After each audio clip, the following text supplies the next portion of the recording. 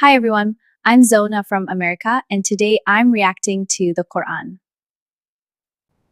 I'm listening to Surah Ar-Rahman, a chapter about Allah's mercy. الرحمن علم القرآن خلق الإنسان علمه This is so calming. It feels like البيان the peace entering. الشمس والقمر بحسبان والنجم والشجر يسجدان والسماء رفعها ووضع الميزان Subhanallah, how can words be this powerful? تطغوا في الميزان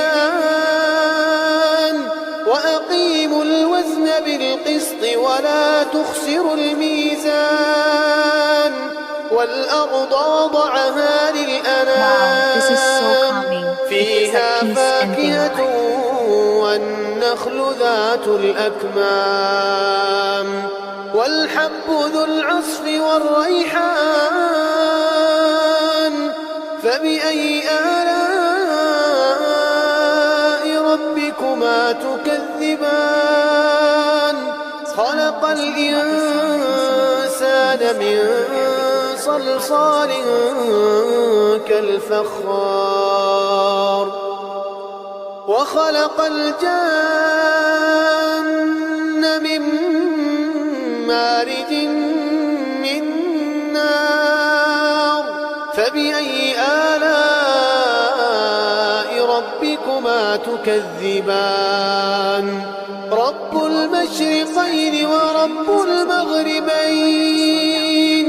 فبأي آلاء ربكما تكذبان مرج البحرين يلتقيان بينهما برزخ لا يبغيان فبأي آلاء ربكما تكذبان يخرج منهما اللؤلؤ والمرجان فبأي آلاء ربكما تكذبان وله الجوار المنشآت في البحر كالأعلام فبأي آلاء ربكما تكذبان كل من عليها فان ويبقى وجه ربك ذو الجلال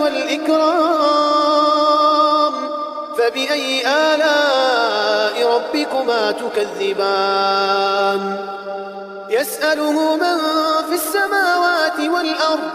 كل يوم هو في شأن فبأي آلاء ربكما تكذبان سنفرغ لكم أيها الثقلان فبأي آلاء ربكما تكذبان يا معشر الجن والإنس إن استطعتم أن تنفذوا من أقطار السماوات والأرض فانفذوا لا تنفذون إلا بسلطان فبأي آلاء ربكما تكذبان يرسل عليكما شواظ من نار ونحاس فلا تنتصران فبأي آلاء ربكما تكذبان فإذا انشقت السماء فكانت وردة كالدهان فبأي آلاء ربكما تكذبان فيومئذ لا يسأل عن ذنبه إنس ولا جان فبأي آلاء ربكما تكذبان يعرف المجرمون بسيماهم فيؤخذ بالنواصي والأقدام فبأي آلاء ربكما تكذبان هذه جهنم التي يكذب بها المجرمون يطوفون بينها وبين حميم آن فبأي آلاء ربكما تكذبان ولمن خاف مقام ربه جنتان فبأي آلاء ربكما تكذبان ذواتا أفنان فبأي آلاء ربكما تكذبان فيهما عينان تجريان فبأي آلاء ربكما تكذبان فيهما من كل فاكهة زوجان فبأي آلاء ربكما تكذبان متكئين على فرش بطائنها من استبرق وجنى الجنتين دان فبأي آلاء ربكما تكذبان فيهن قاصرات الطرف لم يطمثهن إنس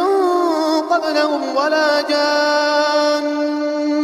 فبأي آلاء ربكما تكذبان كأنهن الياقوت والمرجان فبأي آلاء ربكما تكذبان هل جزاء الإحسان إلا الإحسان فبأي آلاء ربكما تكذبان ومن دونهما جنتان فبأي آلاء ربكما تكذبان مدهامتان فبأي آلاء ربكما تكذبان فيهما عينان نضاختان فبأي آلاء ربكما تكذبان فيهما فاكهة ونخل ورمان فبأي آلاء ربكما تكذبان فيهن خيرات حسان فبأي آلاء ربكما تكذبان حور مقصورات في الخيام فبأي آلاء ربكما تكذبان لم يطمثهن إنس قبلهم ولا جان فبأي آلاء ربكما تكذبان متكئين على رفرف خضر وعبقري حسان فبأي آلاء ربكما تكذبان تبارك اسم ربك ذي الجلال والإكرام. Ya Allah, thank you for your mercy. Thank you for the blessings we notice and the ones we forget to thank you for. Guide our hearts and keep us close to the Quran. If you're watching this and feeling lost, tired, or overwhelmed, just listen. Let the Quran speak to you.